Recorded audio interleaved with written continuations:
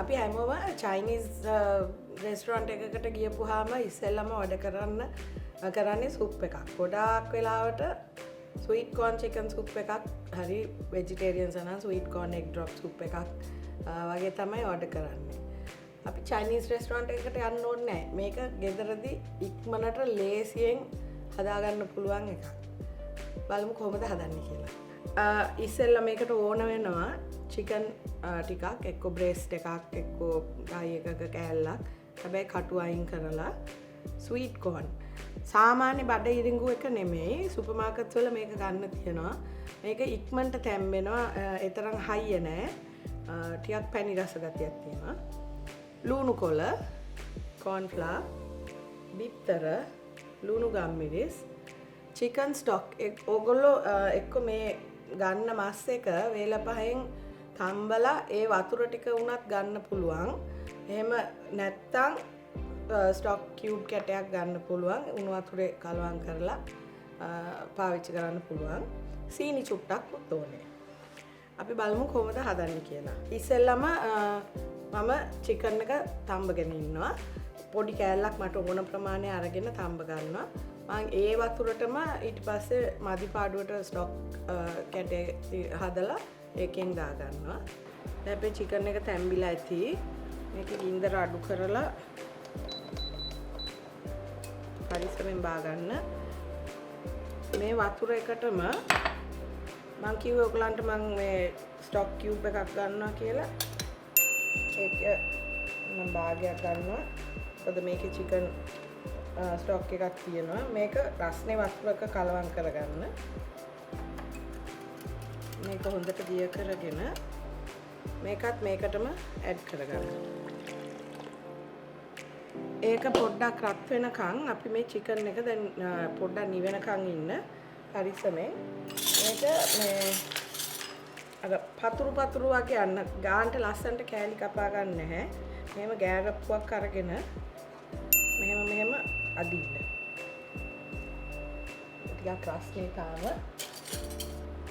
මේ විදිහට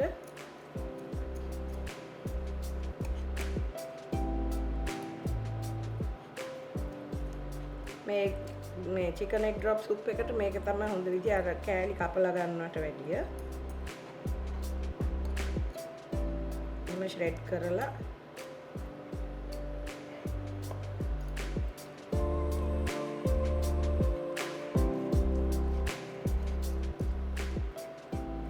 මේ ටිකත් ආයි මේ අපි තඹගත්ත ඒ ස්ටොක් එකටම දාගන්න.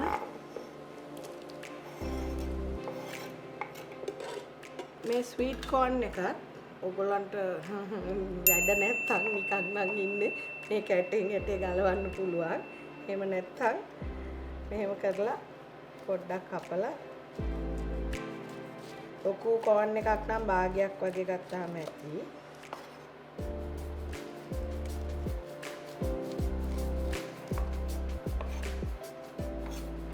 ටිකත් අපි මේකටම දාගන්නවා. මේක පොඩ්ඩක් තැම්බෙන්න දෙන්න. ස්වීට් කෝර්න් ටිකයි චිකන් එකයි. ඒ අතරදී අපි මේ ලුණු කොළ ටික කපා ගමු. මේක ඇත්තට මේ ලුණු කොටස ගන්න නෑ. අපි කොලේ විතරයි ගන්නෙ. මේකත් මෙහෙම ගොඩාක් හීනියට නෙමෙයි. චුට්ටක් පොඩියට මේක ගානිෂ් එකටත් ගන්න. මේකෙන් හොඳ රහක් එනවා. මේ අතරදී අපි මේකට බිත්තර දාන්න ඕන. බිත්තරයක් උත් ගහගමු. එක බිත්තරයක් ඇති. මේකට වතුර චුට්ටක් දාගන්න බිත්තරේට. ටිකක් දියාරු කරන්න. ඔයගොල්ලන්ට තේරෙයි ඇයි එහෙම මම කරන්නේ කියලා. මේක අර එග් ඩ්‍රොප් වක් කරනකොට අර තීරු වැල් වගේ හිටින්න ඕන. ඉතින් බිත්තරේ පොඩ්ඩක් තුනී කරන්න ඕන අපි. අපි කෝර්න් ෆ්ලවර් ටිකක් ගන්න කිව්වා. මම ඒකත් ලෑස්ති කරගෙන තියාගන්න. මොකද එකපාරට ඒකත් දාන්න ඕන. කෝර්න් ෆ්ලවර් හදාගන්නකොට කොයි වෙලාවකවත් උණු වතුර මික්ස් කරන්න එපා කෝර්න් ෆ්ලවර් එක. තේ හැඳි දෙකක් විතර මේ ගත්ත ප්‍රමාණයට නෝමල් වතුරෙන් කලවම් කරගන්න. ගොඩාක් වතුර දාගන්නත් එපා.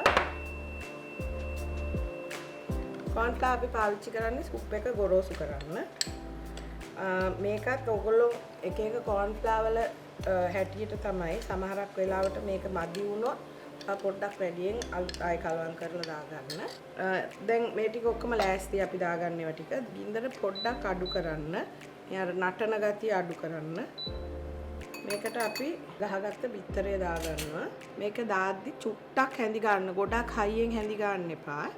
එහෙම උඩක ඉඳන් හිමීට වක් කරන්න දිග තීරු හිටින්න.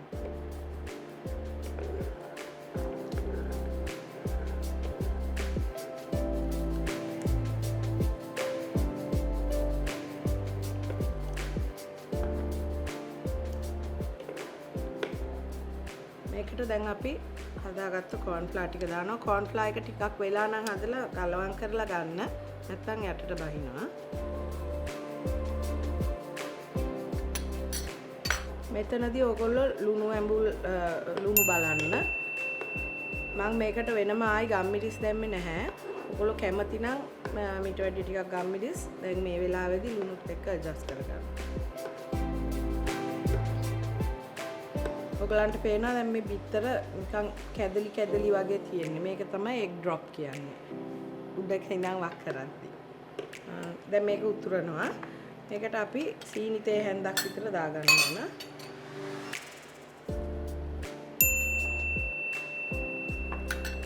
හරි. මේ සුප් එක දැන් ලෑස්ති.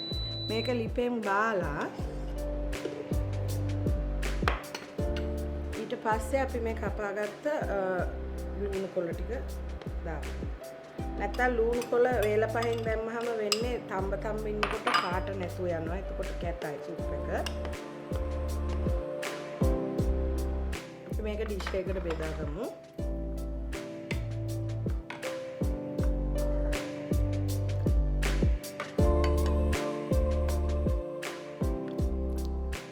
වෙජිටේරියන් එහෙම නැත්නම් චිකන් කන්න නැති අයට මාළු විතරක් කන අයට මේක සී ෆුඩ් දාලා හදා එහෙම නැත්නම් ක්‍රෑබ් දාලා හදාගන්න ක්‍රෑබ් මීට් දාලා හදා ගන්න පුළුවන්.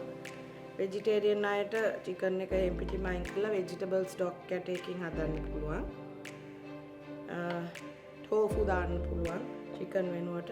මේක තමයි අපේ chicken and sweet corn egg drop soup එක.